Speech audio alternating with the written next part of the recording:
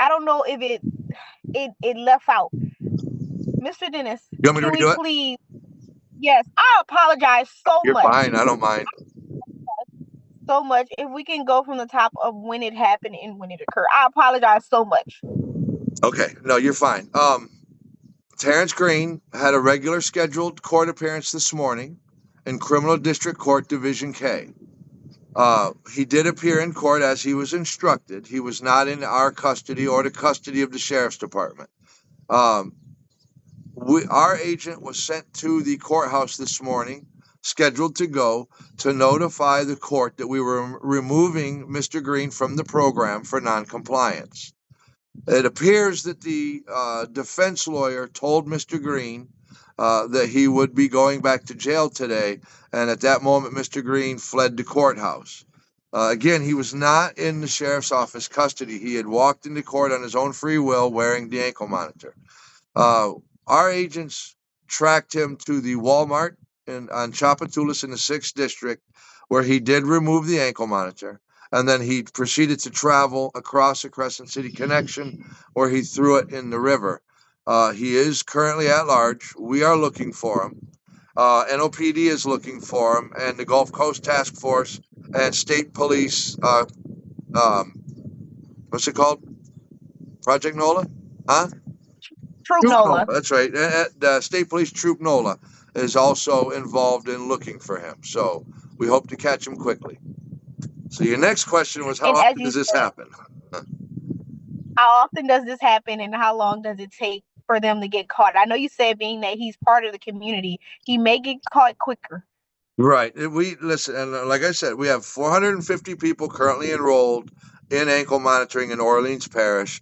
Every single one of these people are high risk people. These are not low risk, non-violent first time offenders. The reason they're on ankle monitor is because they just don't have the jail space. If we're going to build the jail back, then we may have that space. But in the meantime, we need a really good solution that will take care of this. In the last 6 months, we've had 4 people remove their devices or attempt to. One was a young lady out of Jefferson. She was captured before she got it off. She's currently in jail. We had a gentleman out of Orleans. He did remove his device. He was captured within 24 hours of removing the device. He actually turned himself in because he was all over the news. We had a third individual that was an illegal immigrant who was facing a trial date that day, in fact, and was released on some sex charges. And he cut his ankle monitor off, and he is still at large. It has always been our position that putting ankle monitors on people that have no community relations, no history here, is very, very risky. And certainly it's going to be very difficult for us to catch him. And then we have this gentleman out of Orleans who has cut off this morning, and I predict he'll be captured quickly because he is from here, and it's going to be very difficult for him to avoid capture. Once he is captured, being that he did take the monitor off, he will, I'm hoping once he is captured, he won't be able to come back out, right? Right. Correct? That's what you've seen in New Orleans. Historically, you never even knew if somebody cut off the ankle monitor. They certainly didn't tell the media.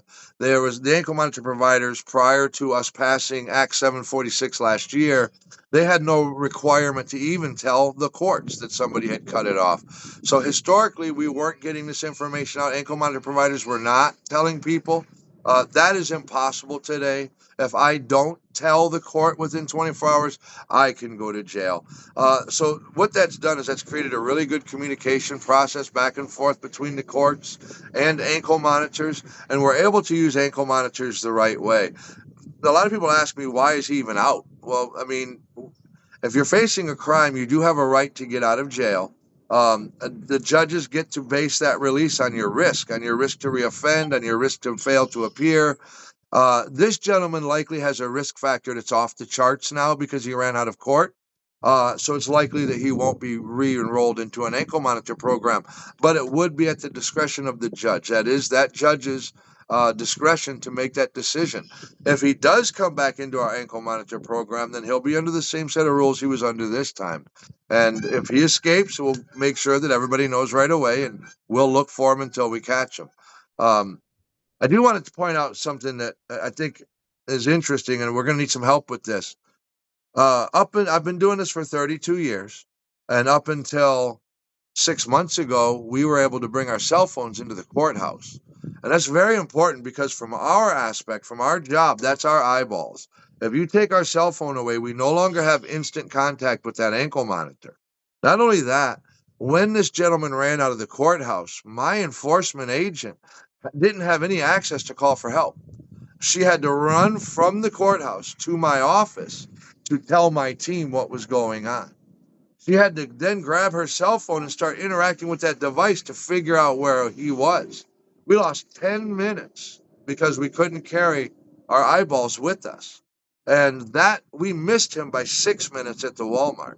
So that's how close this can be. And it would be very nice if we can figure out why the decision was made to no longer allow the ankle monitor provider to keep their eyeballs with them in the courtroom.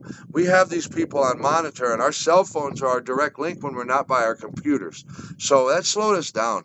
I also want to reiterate that I do not believe that the sheriff's department did anything wrong. I know some people have asked me that I feel that the sheriff's department wasn't even aware of what was going on. This was a regular guy walking into court on a regular scheduled appearance. So there's no way to just lay it at the feet of the sheriff. The guy had the ability to run, and we're going to end up catching him, and he's going to come back to jail. I didn't know that y'all couldn't bring your phones in, because we can bring our phones in, but I'm hearing that It's that's just something all new of a that they sudden. would. It's just all of a Yeah. sudden. I've been able to, I mean, the phones started showing up in the 90s. I've been bringing phones into the court for over 30 years. Mhm. It's just all of a sudden. And we kind of got shuffled around between whether it was the court administrator or the sheriff's office. And none of it's relevant. It's a dumb rule. My people do Sure. not sit in that courtroom and play with their phones. They can't. What we do need is have our eyeballs back. We lost 10 minutes this morning on this guy, and those were 10 valuable minutes because we missed him by 6 at the Walmart. So if I'd have had my agent with her tools in her hands, she would have been able to get my team on him, and we would have had him right away. It's not going to make a difference. We're going to catch him today, I'm sure of it. But we need to continue to work together and make sure that everybody has everything they need. Yeah, I wouldn't even know if that was the courts or the OPSO, because the OPSO is who check us when we come in. And if we don't have our IDs, they tell us go back, which I think y'all always have your ID, so it wouldn't be hard for them to just see that you guys are part of Not ASAP. And only like that, you they're said, y'all. dressed in a way that you can tell what they are. They're identifying with their uniforms also. So Mr. Dennis, is there anything you'd like to add that I may not have touched on? no, like I said, the number one question people ask all the time in situations like this is why was he out and why was he on an ankle monitor? He was out because you don't have the jail space in Orleans. He was on an ankle monitor because it's better than letting him roam free. He's clearly proven he can't be trusted on an ankle monitor, which means you certainly cannot trust him to roam free. So this is definitely the best way for the community to decide who belongs in a jail pretrial and who should be out with their families. This young man should at least go back long enough to think about what he did. Definitely. Thank you so much, Mr. Dennis, for Thank you. being able to get on the call. And I'm guessing you can swim if you by the water. I am. I was So, fishing with my grandson. oh, okay. Recording stopped.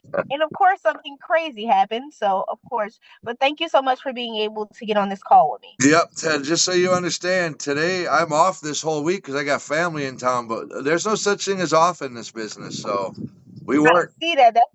I started the conversation with, I know you always have something going on. Always working. Always. I'm Thank glad that we did it during normal working hours. It does make the day easier. you so much. And Thank please you. catch a lot of us. Have a great day. Thank you. Bye bye.